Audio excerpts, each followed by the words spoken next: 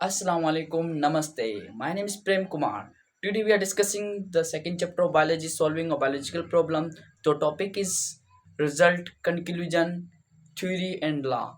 आज हम डिस्कस करने जा रहे हैं रिजल्ट के बारे में, कंक्लूजन के बारे में, थ्योरी के बारे में एंड लॉ के बारे में डिस्कस करेंगे आज। उससे पहले अगर आपने एलपी के लेक्चरार को सब्सक्राइब नहीं किया तो प्लीज़ सब्सक्राइब कर दें, बेल आइकन के बटन को प्रेस कर दें ताकि हर आने वाली नोटिफिकेशन आप तक पहुंच सके।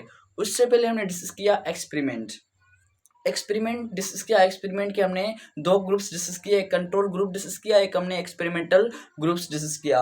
अब कंट्रोल ग्रुप के अंदर हमने 100 हेल्दी पेशेंट उठाए थे, जो कि एक्सपेरिमेंटल के अंदर था कि वो अनहेल्दी पेशेंट थे, वो कितने उठाए थे, हम 100 उठाए थे। अब जो कंट्रोल ग्रुप के अंदर जो रिजल्ट बना था उसके अंदर प्लाज्मोडियम मौजूद नहीं था। जो कि हमारे पास एक्सपेरिमेंटल ग्रुप का जो रिजल्ट बना था उसके अंदर प्लाज्मोडियम मौजूद था।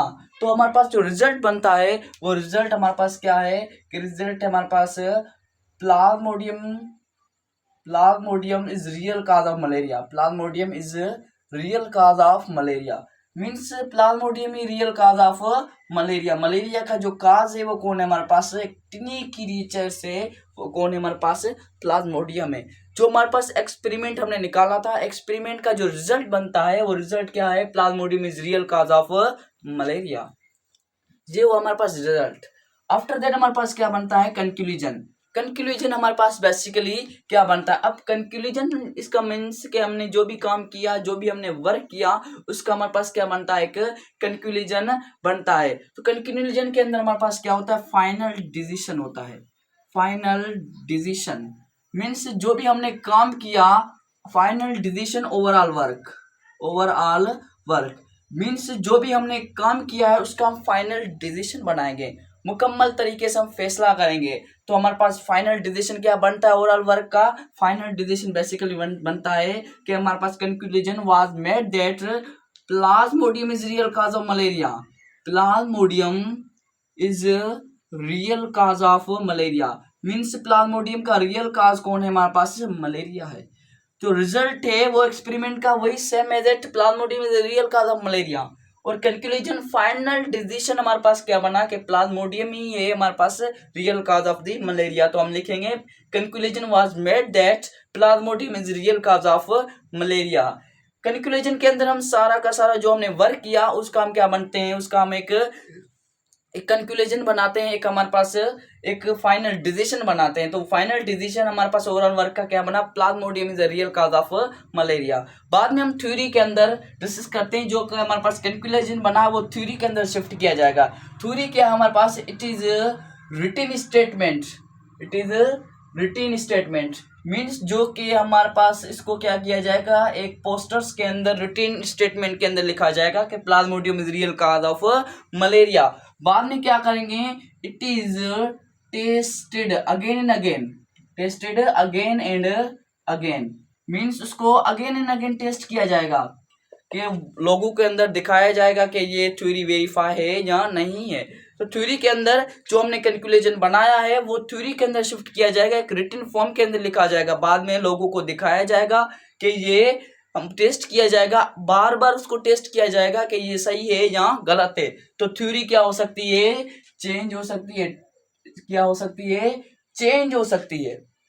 ये क्या हो सकती है, चेंज हो सकती है। तो थ्योरी एक रिटन फॉर्म है, लोगों को दिखाएंगे, दिखाने के बाद में अगर ये वेरीफाई हुई तो आगे ट्रांसफर होगी, अदरवाइज यहाँ पर क्या हो जाएगी, गलत। बाद में फिर से क्या बनेगा, एक अलग से हमारे पास ऑब्जर्वेशन बनेगा, अलग से हाइपोथेसिस, अलग से रीजनिंग, अलग से एक्सपेरिमेंट, बाद में अलग हर एक प्रोसेस क्या होगा, रिपीट होगा। तो थ्योरी वेरीफाई होगी तो बाद में ये क्या होगा, सही होगा। तो इसको बार बार टेस्ट किया जाएगा। टेस्ट करने के बाद में लोग ये इसको क्या करेंगे, उसको क्या करेंगे, वेरीफाई करेंगे कि ये थ्योरी सही है या गलत है। आगे करें लॉ। बाद में जो थ्योरी है उसको लॉ के अंदर शिफ्ट किया जाएगा। किसके अंदर शिफ्ट किया जाएगा, लॉ के अंदर। तो हम लॉ कहेंगे, law is a constant fact of nature. Law is a constant fact of nature means law है एक कांस्टेंट फैक्ट ऑफ नेचर है, जो के नॉट बी चेंज। अगर थ्योरी वेरीफाई हो गई ने होने के बाद में वो लॉ के अंदर शिफ्ट हो गई तो बाद में कांस्टेंट हो जाएगी। ये नेचर के अंदर कांस्टेंट फैक्ट कहलाती है। लॉ एक हमारे पास कांस्टेंट फैक्ट है जो कभी भी तब्दील नहीं हो सकता।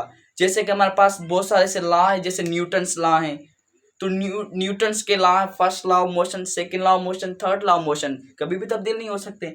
लेकिन जहां पर हमारे पास जो लॉ है ये कांस्टेंट फैक्ट बन गया है, कभी भी तब्दील नहीं हो सकता, कैन नॉट बी चेंज। अब जो लॉ है, लॉ के अंदर कौन सी चीज शुमार की जाएगी कि लॉ के अंदर Plasmodium is the real cause of malaria.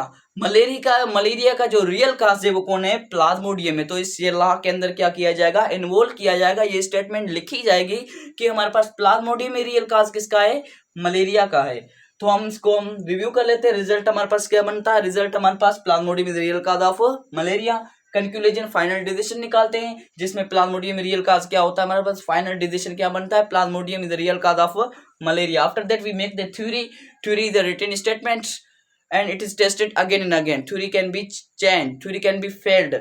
After that the reverse process like observation, like other process. After that we use the law is a constant fact of nature that cannot be changed. It was all about the result, conclusion, theory and law. If you have any questions then you may ask in a comment section. Thank you. Allah Hafiz.